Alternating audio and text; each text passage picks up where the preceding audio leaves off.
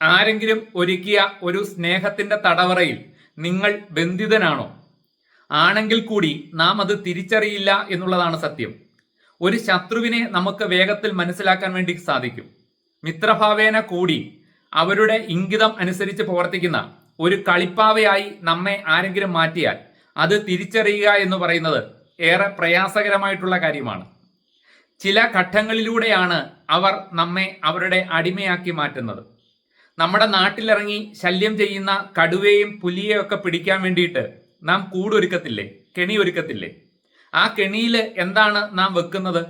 അവയ്ക്ക് ഏറ്റവും ഇഷ്ടപ്പെട്ട ഭക്ഷണമായ നായയും ആട്ടിൻകുട്ടിയെയും ഒക്കെയാണ് നാം അതിൽ കെട്ടുന്നത്. അത് ആ പുലിയോടോ കടുവയോടോ ഉള്ള സ്നേഹം കൊണ്ടല്ലല്ലോ ചെയ്യുന്നത്. അത് ആ കെണിയിലേക്ക് വരാൻ വേണ്ടിയിട്ടാണ്. തൻ്റെ ആഹാരമാണെന്ന് കരുതി കൂടിനകത്ത് കയറി കഴിയുമ്പോഴാണ് അവയ്ക്ക് അത് കെണിയായിരുന്നു എന്ന് മനസ്സിലാകുന്നത്. ഇതേപോലെ തന്നെയാണ് മനുഷ്യർക്ക് എല്ലാവർക്കും ഏറ്റവും ആഗ്രഹമുള്ളത്, ഇഷ്ടമുള്ളതാണ് മറ്റു മനുഷ്യർ നമ്മളെ സ്നേഹിക്കുക എന്നുള്ളത്. അതുകൊണ്ട് നമ്മെ അടിമയാക്കാൻ ആഗ്രഹിക്കുന്ന വ്യക്തികൾ ആദ്യഘട്ടത്തിൽ നമുക്ക് തരുന്നത് സ്നേഹവും കെയറിങ്ങുമാണ്. ഇതുവരെ നിങ്ങളുടെ ജീവിതത്തിൽ ഒരാളും തരാത്ത സ്നേഹം അവർ നൽകും. ആ സമയത്ത് നമുക്ക് ഭയങ്കരമായ സന്തോഷം തോന്നും. നല്ല ഒരു ആത്മമിത്രത്തെ കിട്ടിയല്ലോ എന്നോർത്ത് നാം സന്തോഷിക്കും. രണ്ടാമത്തെ ഘട്ടത്തിൽ അവർ ചെയ്യുന്നത് നമ്മളെ ഹെൽപ്പ് ചെയ്യുകയാണ് ചെയ്യുന്നത്. നാം അവരോട് സഹായം ചോദിച്ചില്ലെങ്കിൽ കൂടി അവർ ഇങ്ങോട്ട് വന്ന് നമ്മളെ സഹായിക്കും. അതിനുശേഷം ഇടയ്ക്കിടയ്ക്ക് സംസാരത്തിന്റെ ഇടയിൽ അവർ ചെയ്ത ഈ സഹായം അവർ വീണ്ടും വീണ്ടും നമ്മളെ ഓർമ്മിപ്പിക്കും. നമുക്ക് അവരോട് നല്ല കമ്മിറ്റ്മെന്റ് ഉണ്ടാവാൻ വേണ്ടി ചെയ്യുന്ന ഒരു തന്ത്രമാണ്. മൂന്നാമത്തെ ഘട്ടത്തില് അവര് നമ്മളുടെ ഏറ്റവും അടുത്ത സുഹൃത്തുക്കളെയും ബന്ധുക്കളെയും ഒക്കെ നമ്മുടെ ശത്രുക്കളാക്കി മാറ്റും. ഒറ്റയടിക്കല്ല അത് ചെയ്യുന്നത്, സ്ലോ പോയിസൺ ആണ്. നമുക്ക് സ്നേഹമുള്ള വ്യക്തികളെ അല്ലെങ്കിൽ നമ്മളെ സ്നേഹിക്കുന്ന വ്യക്തികളെ അവരെ പറ്റിയുള്ള കുറ്റവും കുറവുകളും ഒക്കെ നിരന്തരം ഇങ്ങനെ നമ്മളോട് പറഞ്ഞുകൊണ്ടിരിക്കും. ക്രമേണ നമുക്ക് അവരോട് ശത്രുതയാകും. എന്തിനാണ് അത് ചെയ്യുന്നത് എന്ന് ചോദിച്ചാൽ, പണ്ട് നാട്ടിൻപുറത്തൊക്കെ മരത്തിൻ്റെയൊക്കെ പൊത്തിലിരിക്കുന്ന തത്തയും അതേപോലെ തന്നെ കുരുവിയെയും ഒക്കെ ആളുകൾ പിടിച്ച് വീട്ടിൽ കൊണ്ടുവന്ന് വളർത്തും. അപ്പോൾ ആ പക്ഷികൾ പറന്നു പോകാതിരിക്കാൻ വേണ്ടിയിട്ട് അതിൻ്റെ ചിറക് അല്പം മുറിച്ചു കളയും. പിന്നെ അത് പറന്നാലും അധികം ഉയരത്തിലേക്ക് പറക്കാൻ പറ്റില്ല. രക്ഷപ്പെടാൻ ശ്രമിച്ചാൽ നമുക്ക് പെട്ടെന്ന് വീണ്ടും പിടിച്ചു കൂട്ടിലാക്കാം. അതിനു വേണ്ടിയിട്ടാണ് ഇത് ചെയ്യുന്നത്. അതേപോലൊരു തന്ത്രമാണ് നമ്മളുടെ ഈ അടുത്ത സുഹൃത്തുക്കളെയും നമ്മളെ സ്നേഹിക്കുന്നവരെയും നമ്മളിൽ നിന്ന് അകറ്റുന്നത്. പിന്നീട് നമുക്ക് ഇവരെ മാത്രം ആശ്രയിക്കേണ്ട ഒരു അവസ്ഥ വരാൻ വേണ്ടിയിട്ടാണ് അവരത് ചെയ്യുന്നത്. ഇത്തരം സ്വഭാവമുള്ള വ്യക്തികൾ നമ്മുടെ ജീവിത പങ്കാളിയായിട്ട് വന്നാൽ നമ്മുടെ അമ്മയെയും അച്ഛനെയും സഹോദരങ്ങളെയും നമ്മുടെ അടുത്ത സുഹൃത്തുക്കളെയും ഒക്കെ ഇവർ നമ്മുടെ ശത്രുക്കളാക്കി മാറ്റും. അടുത്ത ഘട്ടത്തിൽ അവർ ചെയ്യുന്നത്, നാം ചെയ്യുന്ന പ്രവർത്തികളുണ്ടല്ലോ, അവരോട് ചോദിക്കാതെ നാം സ്വന്തം തീരുമാനത്തിൽ എടുത്ത് ചെയ്യുന്ന പ്രവർത്തികൾ, അതിൻ്റെ തെറ്റുകുറ്റങ്ങൾ നമ്മളെ ചൂണ്ടിക്കാണിച്ച് നമ്മളെ തളർത്തും. നമുക്ക് കഴിവില്ലെന്ന് തോന്നിപ്പിക്കാൻ വേണ്ടിയിട്ടാണ്, നമ്മളുടെ ആത്മവിശ്വാസം കളയാൻ വേണ്ടിയിട്ടാണ് അത് ചെയ്യുന്നത്. അവരുടെ വാക്ക് കേട്ട് പലപ്പോഴും നാം തുടങ്ങിയ പല കാര്യങ്ങളും നാം വഴിയിൽ ഉപേക്ഷിക്കും. അതിനുശേഷം അവർ നമ്മളെ ഓർമ്മിപ്പിക്കുന്നത്, എൻ്റെ അഭിപ്രായം കേൾക്കാതെ സ്വന്തം ഇഷ്ടപ്രകാരം ചെയ്തിട്ട് ആ കാര്യം പരാജയപ്പെട്ടില്ലേ എന്ന് പറയും. സത്യത്തിൽ അത് പരാജയപ്പെടാൻ ആരാണ് കാരണം? ഇവരുടെ വാക്ക് കേട്ടിട്ടാണ് നാം അതിൽ നിന്ന് പിന്തിരിഞ്ഞത്. പക്ഷെ ഇവരിങ്ങനെ ആവർത്തിച്ച് അത് പറയുമ്പോൾ നമ്മുടെ തന്നെ കഴിവുകേടാണെന്നാണ് നമുക്ക് തോന്നുന്നത്. അതേപോലെ തന്നെ അവർ മറ്റൊരു തന്ത്രം കൂടി ചെയ്യും. അവരുടെ അഭിപ്രായം കേട്ട് നാം ചെയ്ത് വിജയമാക്കിയ കാര്യങ്ങൾ അതും നമ്മളെ ഇടയ്ക്കിടയ്ക്ക് ഓർമ്മിപ്പിച്ചുകൊണ്ടിരിക്കും. അപ്പോൾ നമുക്ക് അവരോടുള്ള ഒരു വിധേയത്വ ഭാവം വർദ്ധിക്കുമെന്നുള്ളതാണ്. കാരണം അവരുണ്ടെങ്കിൽ മാത്രമേ നമ്മുടെ ജീവിതം ശരിയായി പോകൂ.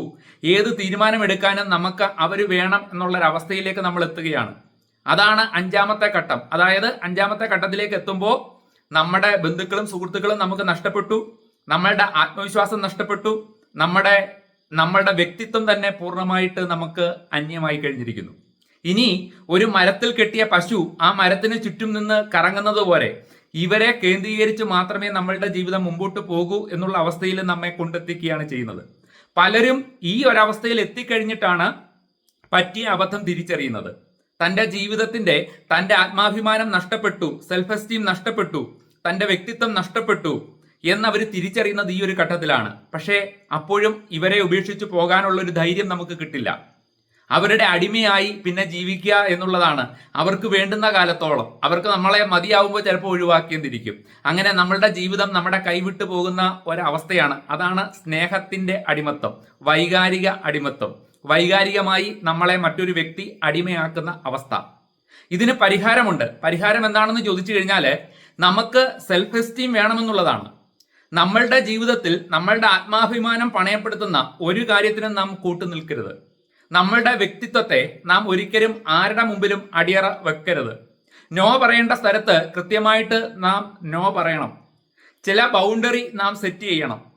നമ്മളുടെ വ്യക്തി സ്വാതന്ത്ര്യത്തിനകത്തേക്ക് കടന്ന് പ്രവർത്തിക്കാൻ ഒരാളെയും അനുവദിക്കരുത്.